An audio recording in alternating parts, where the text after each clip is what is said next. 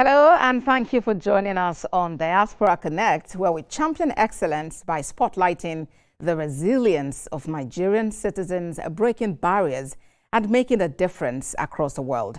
On the show, we explore identity, origin, and diverse journeys of Nigerians in the diaspora. I am Abosedi Adeniwa. Let's get the show started with Diaspora News.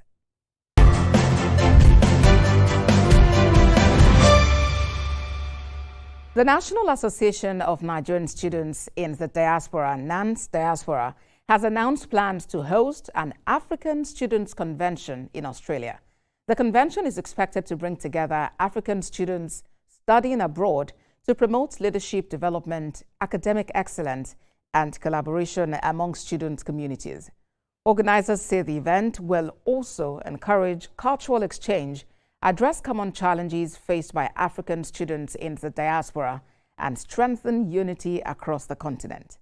NANS Diaspora says the initiative aligns with its goal of empowering African students abroad to serve as positive ambassadors of their countries.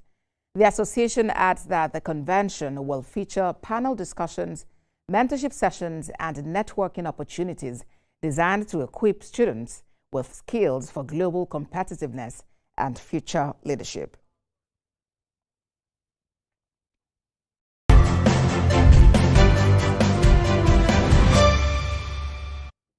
All right, on Diaspora Connect, what we do is to connect you to your roots. So let's check out these fun facts on our Did You Know segment.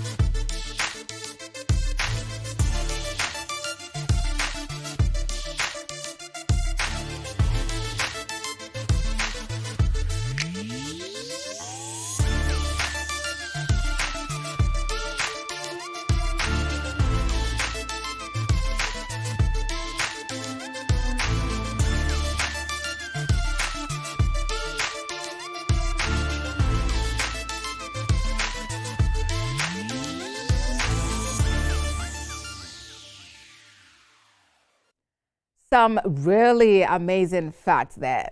Now to our discussion for today. We are exploring how Nigerians can build global careers in China. My guest is Dr. Caleb-Binna-Philip. Dr. Philip is a Nigeria-born medical doctor based in China with cross-disciplinary expertise spanning healthcare, operations management, and international business. He currently serves as head of operations at Tough Peak Group, China and Nigeria, and is manager of Minnesang Culture Company Limited, China. Trained in both Nigeria and China, Dr. Philip holds a BSc in anatomy from Bingham University in Karo, Nasarawa State, an MBBS from Shenyang Medical College, China, and a diploma in Chinese Mandarin from Guangxi Peijian College. His academic and professional journey positions him uniquely at the intersection of medicine, language, and cross-border operations. Fluent in Mandarin and English, Dr. Philip has worked extensively as a translator and public relations professional, facilitating communication between Chinese and African stakeholders. He has led operations across multiple organizations, supporting business expansion, cultural exchange, and strategic partnerships between China and Nigeria. On Diaspora Connect, Dr. Philip brings practical insights into China-Africa collaboration, operational management, healthcare training pathways, and the role of language and cultural fluency in international business success. Dr. Philip, let me welcome you especially to Diaspora Connect and I'll do that in Mandarin. Are you ready for me? I'm ready. So let's go. Breathe in, breathe out. 你好，欢迎. Did I get it? Wow, that's impressive. 谢谢，欢迎我. Thank you so much. Good So good to morning. have you join us today. I'm glad to join you this morning. All right. And you speak Mandarin fluently, even serving as a translator. How did you arrive at that level of mastery? It's a whole long story. Um, First of all, let me start from when I left Nigeria. At the time I left Nigeria, I studied anatomy because initially when I applied for university, I wanted to study medicine. So at first, I had admission for anatomy in Bingham University. After graduation, I went to China to study medicine. And during my period of studying medicine, I was engaged in one or two businesses. But then, as of the time of my graduation from medical school, I started thinking if somebody was to ask me where you studied, I would say China. And if they ask you, can you speak Chinese? At the time, I couldn't speak Chinese. So I started thinking, this is a mistake. I've been in China for 6 years and cannot speak Chinese. So I enrolled in a Chinese school for a year. And as of the time I was finishing the school, I was also doing social media at the time. So a company called me because they saw some of my videos online and they called me to work with them and become a translator. So that's how I learned Chinese. And you have successfully navigated that route and you're doing it excellently. Because for you to tell me what I said was correct, you need to be a master. Well, what you said was actually correct because Right. when we meet people, we have to greet, right? So ni hao is quite a common expression in China. All right. And you mentioned the fact that you wanted to study medicine, but instead you got anatomy. So, Yes. as a young Nigerian student and medicine enthusiast, how did you feel back then, and how did you eventually take the offer of anatomy? It's quite difficult. At the time, uh, there's no way I could feel about it because it was quite normal for people to apply for certain courses and get some other courses instead. So I was very sure I was going to get medicine when I got to the school, and then after a while they told us, okay, you will not be able to study medicine. You just have to study anatomy. And at the time, I was thinking, okay, maybe when I finish the anatomy, I would have to study medicine in that school. But then, as of the time I was finishing anatomy, I had opportunities to study in some countries abroad, and I just took it. I just went with China. All right, so you just grabbed the opportunity also because you were well ready for the opportunity.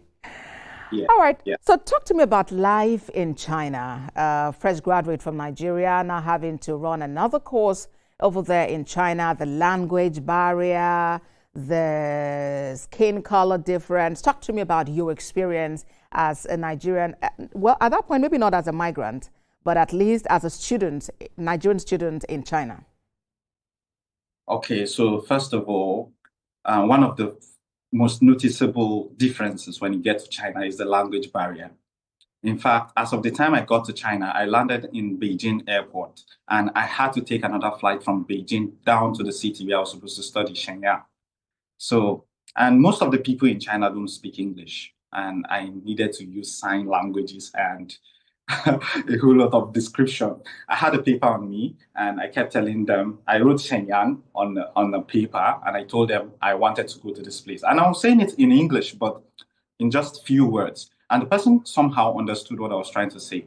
I think the good thing about most of these public places like airports, train stations, banks, they will always have someone that knows a little bit of English. And I think that was one noticeable difference. I had to find a way to maneuver myself, then get to the next airport that I had to take my flight to the city I was going to. So the language, it's very difficult. It's a very difficult situation if you cannot speak Chinese. So somehow, if you're in China, right now, it doesn't matter what course you studied, it doesn't matter what business you are doing.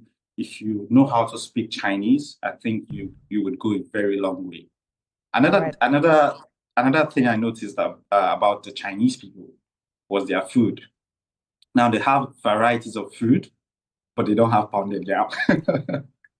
So, and as an African man, most of the time you want to taste home food. But over Yeah. time, when I stayed for a period of time, I got to know that there were African communities in certain places, and you're going to have some friends.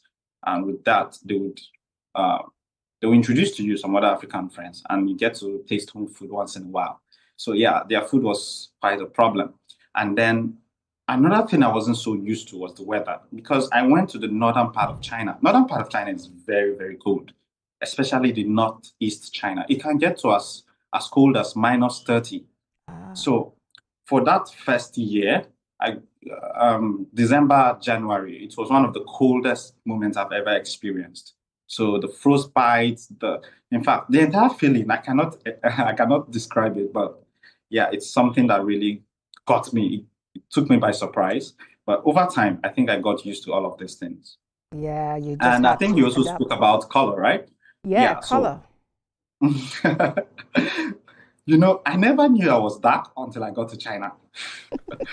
I So are you mean, trying to say that you're fair complexion? What do you mean, Dr. Philip? It's visible, it's no, people in obvious. I Nigeria, mean, I know I'm black, I'm dark, but it wasn't like a thing. I mean, everybody knows I'm black, everybody knows I'm dark. But when you get to a place where everybody is different from you, so they keep saying it, wow, wow, you are dark, oh, you're black. So now you begin to notice that you're black. I mean, when I was in Nigeria, no one ever told me you're black. Okay, no, of course, for the fact that I'm dark, maybe they'll call you blackie or something like that. But outside that, it wasn't a conscious it wasn't a conscious thing. I wasn't conscious enough to know that I was black. But then in an environment where everyone is a different race, yeah, somehow you become very conscious of it. indeed. And just look at you. I mean, you've made a success of that. Look at you translating Mandarin at international, programs.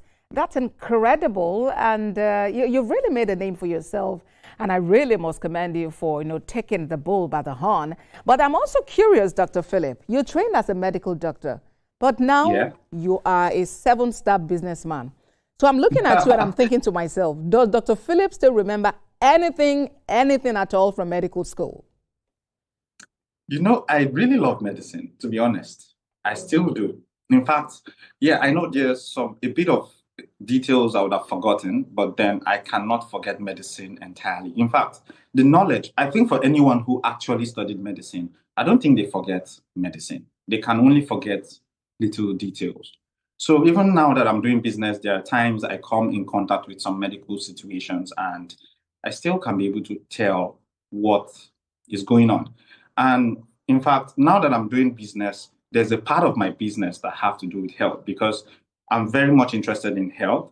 I've been pushing for improvement in our health sector because we know that in our hospitals, whenever I go to the hospital, it's so crowded. There are so many people. And sometimes you have to go in the morning and wait up until afternoon before you can be able to see a doctor.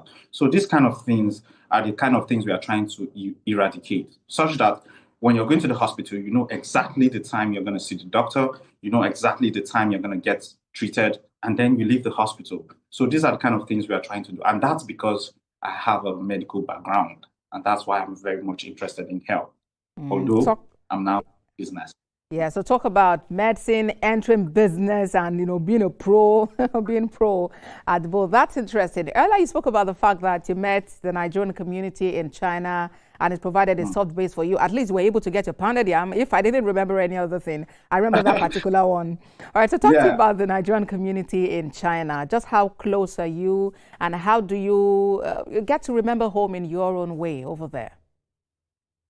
At the time, the school I went to, no, the city, let me talk about the city. It's called Shenyang City.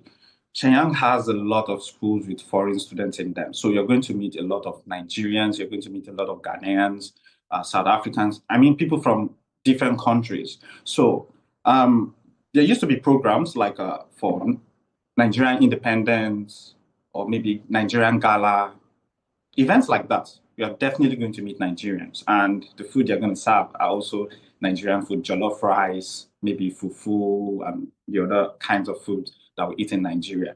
So, but then within the school itself, within my own school, there was a Nigerian association, which I was a part of. although I wasn't so active in the association, but I was always there maybe for things like the election of the local government institutions within the school. And there were times where all the schools that have Nigerians within the city will come together for different programs like that. So somehow you get to connect with people. But one thing I know about Africans is that when we get to a foreign country, somehow we get to connect with other Africans amongst us. All right, so it's not just a Nigerian community thing. There is an African bond, and you all are able to make things happen. So talk to me about, based on your experience so far, how do you think that those Nigerians in China as a country can actually come back home and, do something incredible? I know you earlier you were sharing about your own experience about what you're trying to do in healthcare. So tell me more about that. For those who follow me on maybe Facebook or Instagram, you probably see that I've been posting a lot about the African market, and I try to speak to investors in different programs, because sometimes I also speak at Alibaba. I'm a speaker at Alibaba and some other communities, business communities like that. So I try to push the African market, and I've been trying to push Nigeria, trying to push Tanzania, Zambia, Kenya, and Sierra Leone, because in these places I have friends around these countries. So now, because I'm able to speak Chinese, and these people have known me for quite a period of time. So when I started pushing the Nigerian market, they were interested. But at first, they were scared because the things they see about African countries online are not exactly pleasant. So, but after about a year, I think it took me about a year or two to be able to convince them to come down to Nigeria.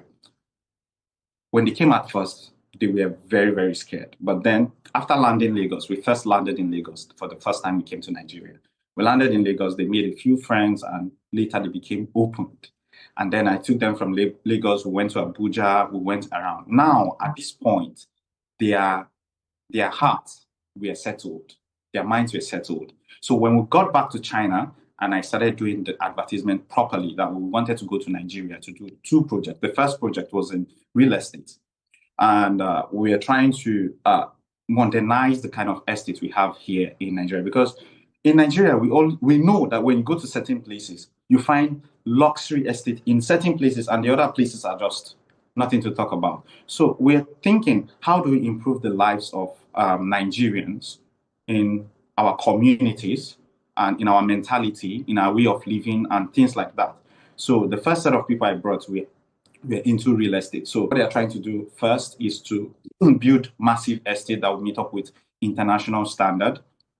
And then second is to do the one I talked about, health. And the third one is about agriculture. Now, the reason why I'm able to connect with these 2 communities, the Chinese community and the Nigerian community, because first, I'm a Nigerian, and I'm able to communicate with the Chinese community because I understand Chinese. So I think other Africans can be able to do the same thing if they can be able to create a point of contact between themselves and these foreigners. That's the only way you'll be able to do business. A point of contact. And if you would, advise a young Nigerian out there who is concerned, and especially because, over time, it appeared as though, yes, Nigeria does business with China, but then there just seems to be a bit of disconnect. Perhaps it's language, I'm not too sure. What would be your advice to these young people who are concerned about how life could be in China and the desire to maybe to move there to make a life for themselves, and make a name for themselves? What would your counsel be to them? I think it's very complicated because, most people think about moving abroad, moving to certain countries. I would like to say, before you move to any country, you need to understand the rules and regulations in those countries. There are countries that freely let you come in to work. Some countries let you come in only for business. Some countries let you come in for study. Now, China is a very complicated community. They are open, but they are open for certain reasons. And most of the time, when I'm bringing students to China to study for studies, they keep asking me these questions. Can I work in China, and later can I become a citizen in China? All of these things, they are very, very difficult. Sometimes, in fact, personally, even though I've been in China for over 10 years now, I still do not think about being a citizen because the rules the requirements for it are so complicated that sometimes you don't even want to think about it. So if you're coming to China for studies, I think it's a perfect place to come. If you're coming to China for business, it's a perfect place. But if you're coming to stay here, you have to go through a long process. I'm not saying that it's not doable, it's doable, but you have to go through a long process. You have to be ready for it. Because China can let you work, but under very, very strict regulations. All right. So you need to be sure that you really want to be there and just go there, make impact in your own way. You don't necessarily have to, take up citizenship over there. Just be like Dr. Philip, be a businessman and woman. Bring the Forex back to Nigeria and let us do excellent things back home. Dr. Caleb-Binna-Philip, it's been a pleasure talking to you. He is a Nigeria-born medical doctor, but now turned businessman based in China. I must emphasize that you're now a businessman. Thank you very much, Dr. Philip, for being on the show. Thank you so much for having me. Wow, what a conversation we had there. Nigerians doing excellent things out there. And of course, the impact reflects back home. Next on the show is Culture Connect.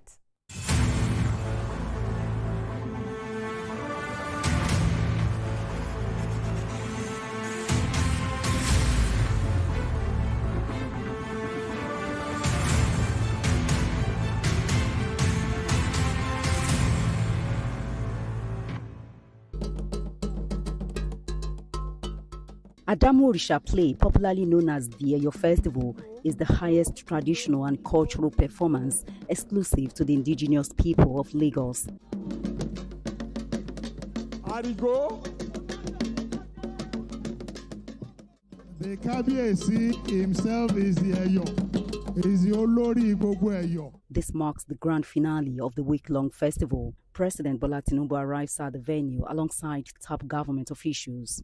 Eyo from different families and palaces parade in groups, displaying pomp, pageantry, and regal splendor. Behind the colorful celebration lies a sacred rite, performed days ahead of the festivity in keeping with long-held traditions. Governor Babajide Sanwo-Olu used the occasion to appreciate past leaders of Lagos State, particularly highlighting the contributions of President Bola Tinubu. Asiwaju Bola Ahmed Tinubu, our president, his activity as our president so far has demonstrated great compassion, it has demonstrated courage, has demonstrated resilience and passion for our great country, Nigeria. And so the Eyo tradition, which escorts great contribution to the ancestral realm, is not just a bond of intimacy, but it is worthy to celebrate. Today, through the long-awaited ride, we affirm that our legacies endure and that their wisdom continues to guide our collective journey. This year's festival is held in honor of the late Brigadier General Mobolaji Johnson, the first military governor of Lagos State from 1967 to 1975. Also honored are the late Lateef Jakonde, the first civilian governor of Lagos State from 1979 to 1983. Sir Michael Agbolade Otedola, who served as governor between 1992 and 1993, and the late Yaloja General of Nigeria and mother of President Bola Tinubu, Alhaja Abibatu Ashabi Mogaji, a business magnate and grassroots politician. As you know, I'm a Lagos Islander, and being part of government, it doesn't come out every year or every 5 years. It comes out whenever it's necessary to celebrate our heroes, the passing of our heroes. I'm so privileged to be part of government and witnessing an Eyo outing. Eko for show. When you come to Lagos, we don't say welcome to Lagos. We say this is Lagos. As you are seeing this Eyo, this is us. This is our culture. This is our identity. This is the 73rd edition of the Eyo Festival, held in Lagos State since 1854, with traditions carefully handed down to the next generation.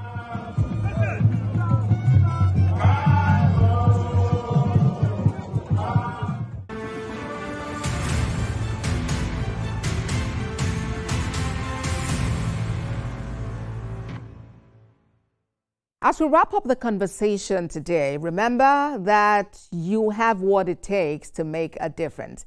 As a Nigerian, you have that unbeatable Niger spirit that can be heard, that can be seen, and that can be felt in any part of the world. Speak well about your country, come back home, and make an impact. Thank you so much for being on the show today. It's a pleasure having you. I'm Abosade Adeniraduremi. I'll see you again. Goodbye.